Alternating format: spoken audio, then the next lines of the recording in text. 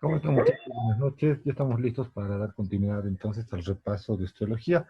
Ahora nos corresponde hablar de lo que es el cráneo y la cara, como lo venimos haciendo en la última clase, y tratar de acabar con lo que es el tronco y la columna vertebral.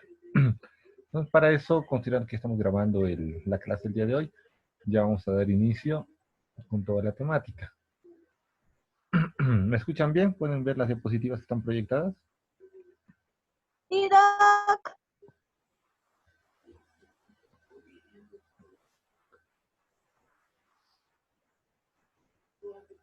Hola. Sí, Doc. Sí se escucha. Bien, ahora sí, Sí, sí se ve. sí, ya los escucho, Perfecto. Entonces vamos a dar inicio a la clase. Estábamos hablando de lo que es la organización de lo que es la bóveda craneal, ¿verdad? Con las funciones principales que tiene, que es protección, amortiguación y sostén de los órganos encefálicos. Por eso mismo que nosotros tenemos un esqueleto que está relacionado justamente con la zona externa de todo el cráneo, tenemos una base y tenemos una cuña en la parte interna. Y de esa forma es que nosotros organizamos todo lo que es la arquitectura de la, de la bóveda craneal. Entonces, los huesos externos, como habíamos visto, son el frontal, parietal, occipital y los huesos temporales. Y cada uno de estos huesos, obviamente, tiene la función específica de proteger a los órganos de esta zona, a los órganos de esta región. Tenemos el hueso que está en la parte inferior, que no se especifica, no es en la siguiente diapositiva.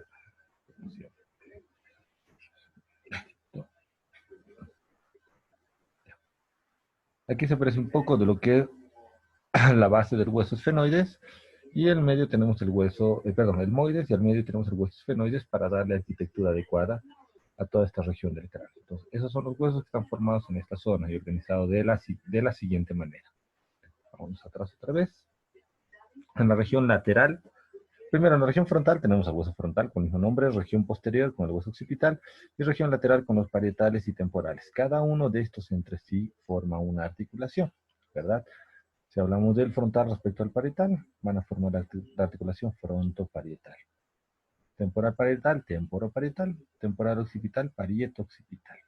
Y luego tenemos al etmoides que solo se articula prácticamente en esta zona con el occipital y con el temporal. Entonces, etmo occipital, etmo temporal. ¿Ya?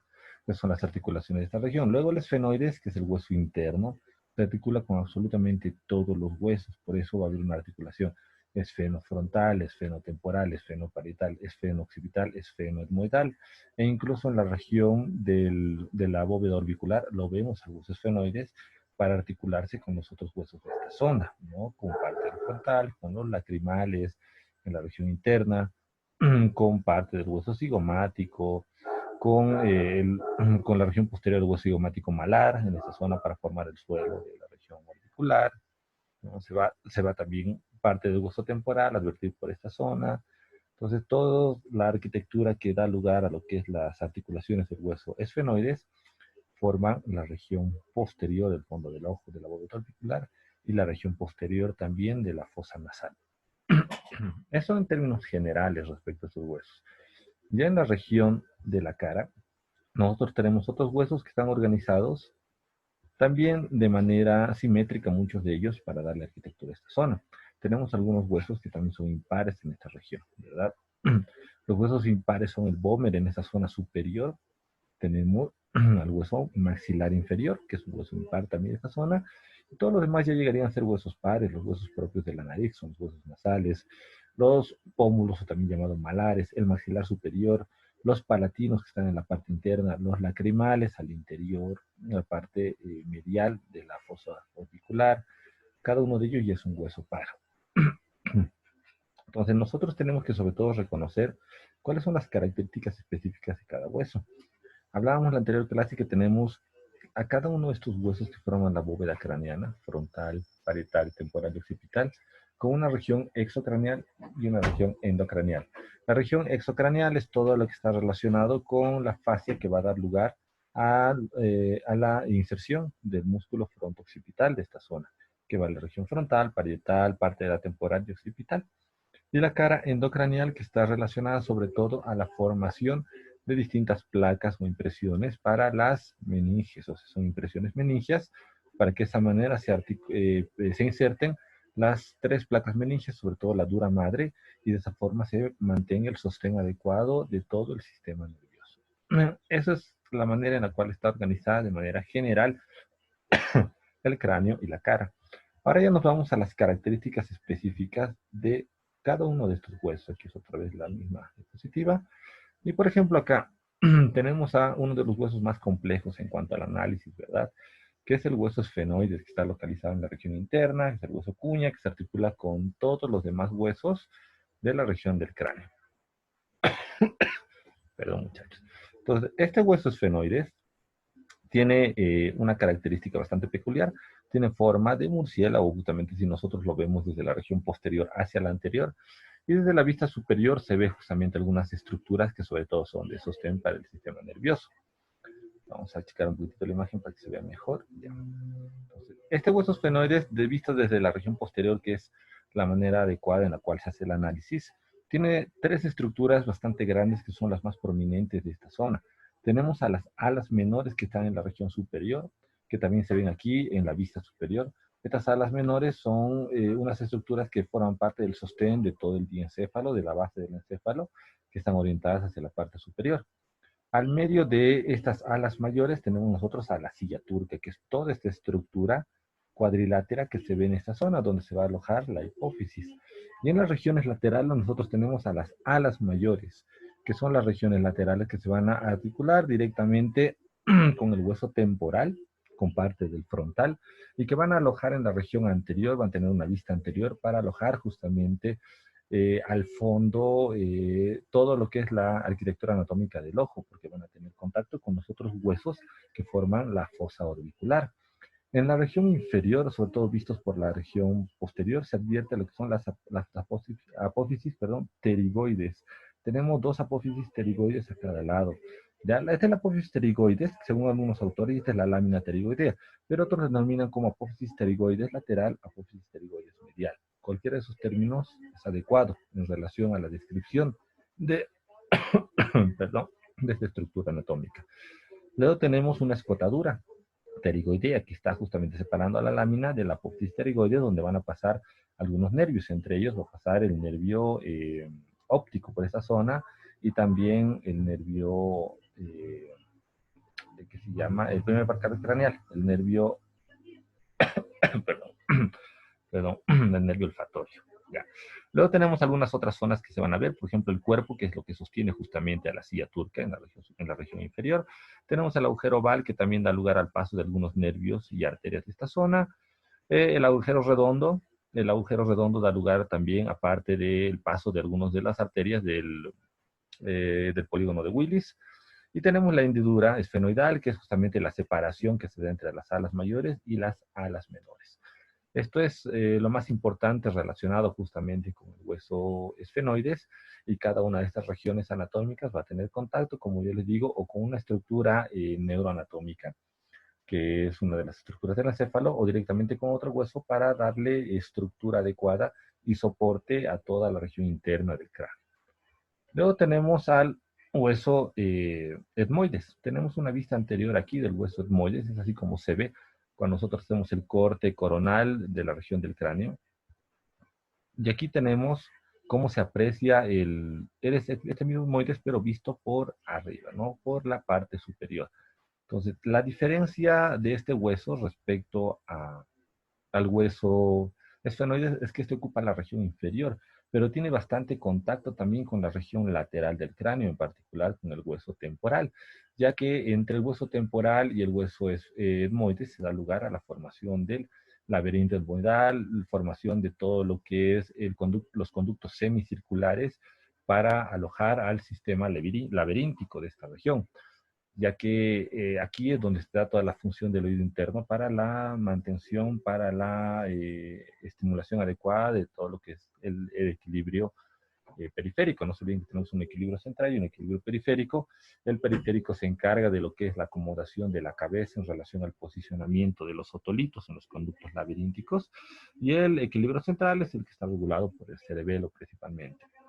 Entonces, aquí primeramente, ¿qué es lo que nosotros vemos en la vista superior? Tenemos aquí la apófisis cresta de gallo o crista galli, ya que es la superior, que está relacionada justamente con la parte inferior del hueso etmoides. Luego tenemos la lámina perpendicular, que se aprecia mejor en la parte inferior, que es la que divide el cuerpo del etmoides en dos, en una región interna o externa. Tenemos a la lámina orbital. Tenemos a la lámina orbital, que está en la región lateral, que es la que va a tener contacto con la región inferior del hueso esfenoides, para que de esa manera se articule toda la región lateral de que se llama de la región del cráneo, al tener contacto con el hueso temporal. De esa manera también se va a llegar a generar ¿cómo les puedo decir? Un soporte adecuado para que el hueso temporal pueda alojar a los conductos laberínticos, de esa manera se pueda comunicar con la región interna del hueso etmoidal. Y luego tenemos la lámina criforme o los forámenes, que es donde justamente se va a llegar a formar, van a llegar a pasar muchos de los nervios que van a ascender desde los distintos plexos, sobre todo el plexo cervical, que van a ascender también desde la región superior de la médula espinal para llegar a comunicarse con el encéfalo, ¿no? También es por aquí por donde va a pasar algunos de las vías ascendentes y descendentes que se van a comunicar la región superior con la región inferior del encéfalo. En la vista anterior nosotros vemos las mismas estructuras, pero ya con una arquitectura un poquito más espesa, ¿verdad? Más densa, sobre todo en todo lo que es la organización de los conductos semicirculares y laberínticos de esta zona. Lo único diferente que nosotros podemos apreciar acá son los cornetes, ¿no? Entonces, estos cornetes son por donde pasa justamente una separación entre lo que son las láminas, entre el cuerpo del etmoides, para también dar lugar al paso de algunas arterias y nervios que van a transcurrir por esta región hacia la zona superior. Entonces, las celdillas etmoidales es simplemente lo que nosotros veríamos, la parte interna del laberinto etmoidal, para que de esa manera también se organice todo el sistema laberíntico en esta zona. Entonces, eso es lo que está lo más importante respecto al hueso etmoides. Ya hemos repasado el esfenoides. Ahora vámonos un poquitito a ver la región exocraneal. Esperen un ratito, vamos a retroceder. La región exocraneal en relación a los otros huesos de los cuales hemos hablado al principio, pero vamos a hacer un poquitito más énfasis en ellos. Por ejemplo, características importantes de cada uno de los huesos que nosotros apreciamos, por ejemplo, en esta región. En relación al frontal, nosotros tenemos que en la base tenemos una ranura para el hueso vomer y tenemos dos ranuras laterales que van a formar el techo de la bóveda orbicular en esta zona. Tenemos una región lateral en la cual se aprecia también, en la cual se aprecia un tubérculo largo que se dirige desde la zona inferior hacia la zona posterior para tener contacto con los huesos parietales. Es ahí donde vamos a tener también un punto de inserción para el músculo fronto-occipital. Luego tenemos en la región lateral posterior a los huesos parietales, que no tienen muchas estructuras que sean visibles o apreciables, justamente en la región exocraneal. Lo más importante son todas las placas meninges que tienen para la inserción de las meninges en la región interna. En cambio, el hueso occipital, que nosotros no lo vemos acá, no se ve muy bien. Sí, ninguna de estas diapositivas se aprecia muy bien, pero el hueso occipital, el que está localizado en la región posterior, tiene una diferencia respecto a los demás huesos, porque en la cara endocraneal, vamos a ver si en alguna de las diapositivas se puede ver, aquí un poquito se puede ver. La cara endocraneal, si ustedes ven acá, este huesito que está pintado con azul en la región posterior está dividido, ¿verdad? Esta división da lugar a lo que es la organización del tronco encefálico.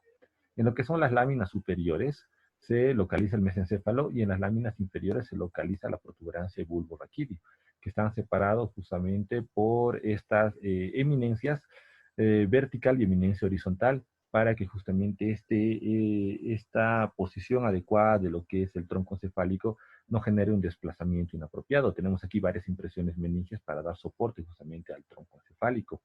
Luego tenemos en el vértice posterior lo más prominente que se puede advertir, que es justamente la tuberosidad occipital externa, y tenemos los cóndilos occipitales en la región inferior para llegar a tener una articulación directa con la primera vértebra, que es el axis perdón, que es el atlas, que es el atlas en la región de la columna vertebral.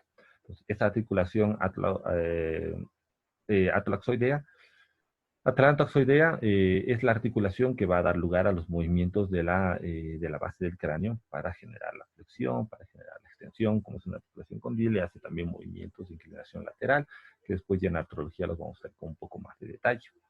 Lo que nosotros vemos acá entre el espacio, miren, en la región lateral, entre el hueso temporal y el hueso frontal, es justamente el hueso esfenoides, que tiene sus alas mayores localizadas y orientadas en esta zona para brindar estructura y soporte a la región media del cráneo. Entonces, estas alas mayores van a tener contacto con la región anterior del hueso temporal. El hueso temporal está dividido en tres regiones principales. Una región escamosa, que es la región superior, una región petrosa, que es la región media, y una región mastoidea, que es la inferior. La región escamosa es la que se va a articular con el hueso parietal, por eso aquí hay una articulación en sutura escamosa.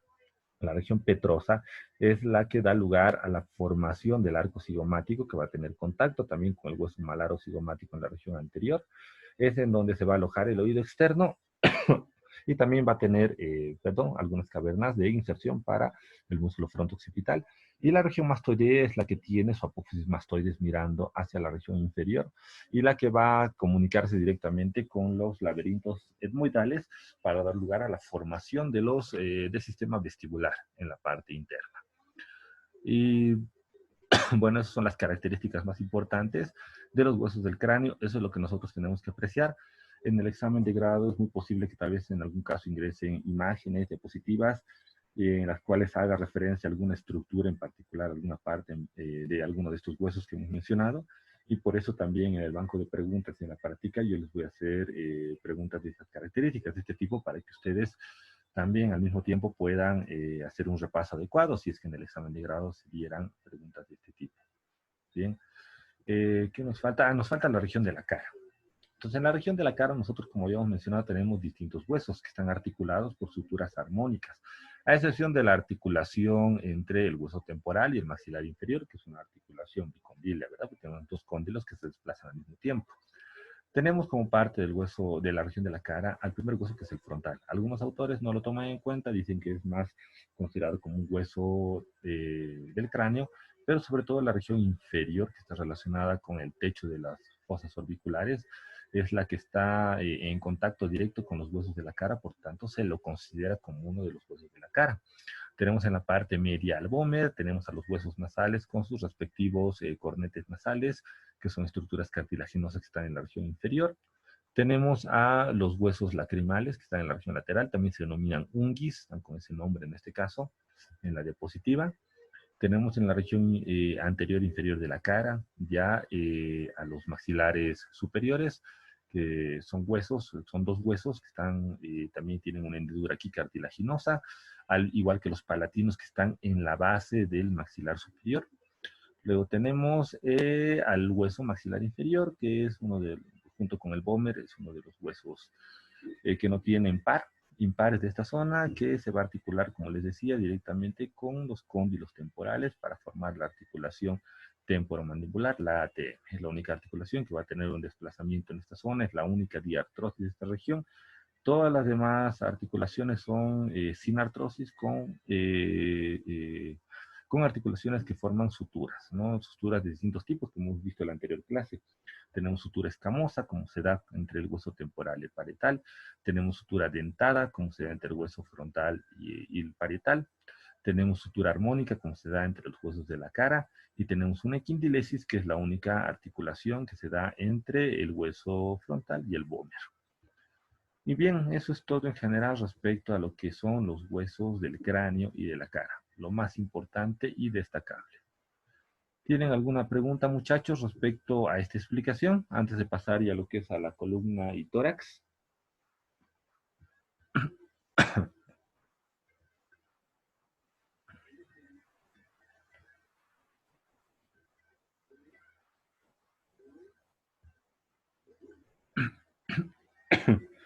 Bueno, si no tenemos consultas, pasamos a lo siguiente.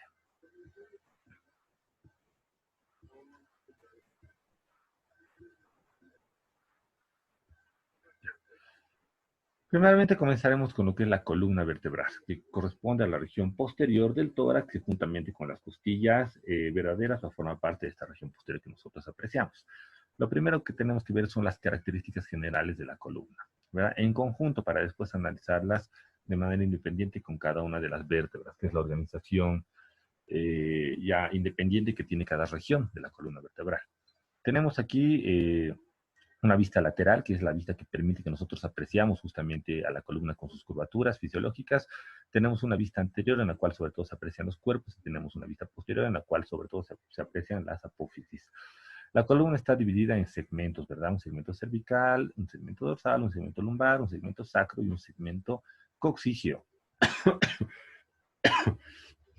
Cada una de estas regiones están relacionadas a un agrupamiento de vértebras que en la región sacrocoxígea están fusionadas, pero en la región cervical, dorsal y lumbar son independientes y tienen desplazamiento entre sí, dependiendo de cada una de las articulaciones que se van formando en estas zonas, dependiendo de las características generales de las vértebras, dependiendo de su posición, dependiendo de la forma de su cuerpo y demás. En general, la columna está conformada por 7 vértebras cervicales, 12 vértebras torácicas, 5 vértebras lumbares, 5 vértebras sacras y entre 3 a 4 vértebras coxígeas, ¿verdad? Y por eso es que toda esta región da lugar a lo que es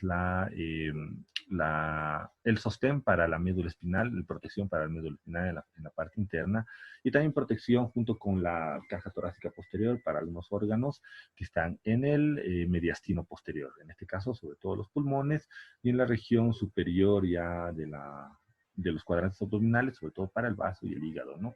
Cuando tenemos la formación y la arquitectura adecuada de toda esta zona. Ahora, cuando nosotros hablamos de lo que es la organización de la columna ya de manera independiente en cada una de las regiones, pues tenemos que analizar cada una de las vértebras, a cómo se van conformando justamente las vértebras en cada una de estas zonas. Nosotros tenemos una organización similar en cuanto a las partes de cada una de las vértebras, tanto las vértebras cervicales, las dorsales y las lumbares, que tienen partes muy similares, solamente que con distinta forma y con distinta longitud o tamaño. Por ejemplo, aquí nosotros tenemos a las vértebras cervicales en comparación con las vértebras dorsales, en comparación con las lumbares, y lo que vemos nosotros es el cuerpo, sobre todo. Ven la diferencia que hay justamente entre el cuerpo, es mucho más pequeño, mucho más delgado en la vértebra cervical, es un poco más grueso y redondeado en la vértebra dorsal, y es un poco más grueso, denso y en forma de ovoide en la región lumbar, porque cada una de estas zonas va a permitir que el agrupamiento dé lugar a las distintas curvaturas. Lo que tienen todas las vértebras aparte de su cuerpo es un espacio en la parte interna, que es el agujero o la fosa medular, por donde va a pasar justamente la médula espinal con sus placas meningias y en la parte interna todo lo que corresponde a la sustancia gris de la médula espinal. Entonces tenemos un espacio un poco más grande en la región cervical, considerando que la médula es mucho más gruesa en esta zona, y un espacio mucho más delgado en la región lumbar, porque la médula espinal se hace mucho más delgada en la parte inferior. Luego tenemos apófisis espinosas que siempre miran hacia la región dorsal. Son un poco más prominentes en la región lumbar, pero son mucho más largas, pero orientadas hacia abajo en la región torácica dorsal. Son más pequeñas en la región cervical porque hay músculos que tienen un volumen menos justamente extenso en esta zona. Hay músculos que tienen fascias más delgadas que no necesitan agruparse de manera tan larga como se da justamente en la región dorsal o en la región lumbar. Luego tenemos apófisis transversas, que son las apófisis que miran lateralmente a cada una de las vértebras, donde van a pasar muchos ligamentos, donde va a tener contacto entre sí también en la parte inferior con la vértebra que está por debajo o la vértebra que está por encima, ya para así formar también las articulaciones intertransversas. Luego lo que tenemos también aquí en la parte lateral son láminas y pedículos que tiene cada una de estas vértebras, porque las láminas es lo que separa el cuerpo de los pedículos. Los pedículos son pequeños espacios que nosotros vemos acá, que van a tener contacto en algunos casos con los ligamentos intertransversos de esta zona, ya que van a separar, como les digo, el cuerpo de las láminas, ¿ya? Y cada una de las láminas, sobre todo en la región de la vértebra dorsal o torácica, tiene una pequeña fosa que es una zona de articulación para las costillas. Entonces ahí se dan las articulaciones costovertebrales, de las cuales también vamos a hablar con mucho más detalle cuando estemos en el capítulo de artrología. Luego, algo más que pueden llegar a tener las vértebras cervicales, sobre todo la primera y segunda, es la comunicación directa y la articulación que se va a formar en esta zona. No olviden que entre las dos primeras vértebras hay bastante movimiento, sobre todo en forma de cilindro, porque se da lugar a una articulación de tipo trocoide, que es la articulación atlantoaxoidea o atlaxoidea. Esta articulación atlaxoidea es la articulación más móvil de la zona cervical, que da lugar justamente al desplazamiento de la apófisis odontoide sobre la región posterior del cuerpo de la primera vértebra, la región posterior del cuerpo de la primera vértebra en este espacio, para que así se dé el desplazamiento en forma de cilindro y la rotación de la región cervical, que es la rotación, es la que aporta la mayor cantidad de rotación al desplazamiento de la zona cervical. Luego el desplazamiento de las otras articulaciones intervertebrales de la región cervical aporta aproximadamente entre el 20 a 30% de todo el desplazamiento en rotación. El 60-70% está dado por la articulación atlantoaxoidea. Y la articulación justamente occipito axoidea es la articulación que se va a formar entre los cóndilos occipitales respecto a la cara superior del axis, que va a tener justamente estos espacios que son las fosas para poder alojar a los cóndilos occipitales, y de esa manera se ve el desplazamiento en sentido anterior, que es la flexión, y en sentido lateral, que es la inclinación. Bien, eso en general respecto a lo que son las vértebras. Cada una de ellas tiene una, como les digo, una forma muy particular, pero en general tenemos las mismas estructuras, porque tenemos una comunicación directa de vértebra a vértebra, para que así también se organicen de manera apropiada los músculos paravertebrales y los ligamentos interespinosos, intertransversos, ligamento anterior, posterior, amarillo, que están agrupados en toda esta región y que los vamos a ver con mucho más detalle, les repito, cuando estemos en el capítulo de artrología. Y luego tenemos aquí a lo que es la región anterior de la bóveda torácica, que está justamente organizada por las costillas y el esternón, considerando que en esta zona nosotros tenemos articulaciones cartilaginosas, que las vamos a repasar en la artrología, pero la organización anatómica da lugar a la formación justamente de todo este contorno que permite la protección de los órganos del mediastino y los órganos de la región alta de la zona abdominal o peritoneo. Tenemos en la región anterior un hueso impar, que es el esternón, que tiene tres partes. Tiene su manubrio, tiene su cuerpo y tiene su apéndice sifoides, ¿verdad? Cada una de estas zonas tiene comunicación con los cartílagos y las vértebras, perdón, de las costillas verdaderas. Tenemos nosotros 7 costillas verdaderas. Cada una de estas costillas verdaderas va a tener comunicación directa con el esternón. Luego tenemos costillas falsas. Las costillas falsas solamente se articulan directamente con el cartílago de la última costilla verdadera, que sería la séptima. Y luego tenemos las costillas flotantes, que solamente tienen comunicación y articulación con las últimas vértebras torácicas, o sea, con la 11ª y 12ª. Es de esa manera que se forma toda la bóveda torácica. Este punto de comunicación en la zona posterior, que nosotros describimos como articulaciones costovertebrales, también las vamos a explicar bien en el capítulo de artrología, porque tenemos que ver todo el desplazamiento de esta región. Las costillas en general tienen una característica bastante simple y sencilla de analizar. Tienen un cuerpo que se extiende por toda la región lateral, tienen una cabeza que se orienta hacia la zona anterior para tener comunicación con el cartílago, y tienen una cola hacia la región posterior que va a comunicarse con las vértebras. Son huesos que sí son largos, pero son mucho más aplanados, por eso corresponden al grupo de los huesos planos de esta zona, al igual que el esternón, más allá que tiene una longitud bastante extensa en toda esta región. Cada uno de estos huesos son considerados como huesos planos. Entonces, cada uno de estos huesos también tiene, sobre todo las costillas, una cara superior y una cara inferior. La cara superior para tener comunicación con los músculos intercostales externos e internos, que se van a llegar a insertar también en la costilla que está en la parte superior. El esternón tiene una cara anterior y una cara posterior. La cara posterior tiene contacto con el mediastino anterior. La cara anterior tiene puntos de inserción también para los músculos que están agrupados en esta zona, entre ellos el pectoral mayor y el pectoral menor principalmente. Y luego esto que nosotros tenemos pintado de celeste son todos los cartílagos costales, que sobre todo se expanden en la región anterior lateral hacia, desde lo que es el contorno lateral del esternón. Estos cartílagos costales son importantes porque gracias a ellos se da todo el desplazamiento en conjunto de las costillas. Y gracias a esto se da también la formación de la articulación condrocostal, que es una articulación que no se le explora mucho, pero que nosotros la vamos a ver con bastante detalle en el capítulo de artrología. Y creo, muchachos, que eso es lo más importante en relación a lo que es osteología del tórax. Como les decía, no es muy complicado, lo más complejo tal vez es la columna, pero en relación a osteología es lo más importante que deberíamos saber. Luego ya en los bancos de preguntas que yo les voy a realizar, en donde vamos a asumir un poquito más de detalles en relación a lo que es la localización de algunas estructuras que hemos mencionado con flechas que ustedes tienen que reconocer, para que de esta forma también estén preparados si es que fuera el caso de que en el examen de grado hay también varias preguntas relacionadas con osteología. ¿Tienen hasta aquí, muchachos, una pregunta? Esta es la última clase de osteología y a la siguiente clase del día lunes ya nos encargamos de revisar todo lo que es artrología.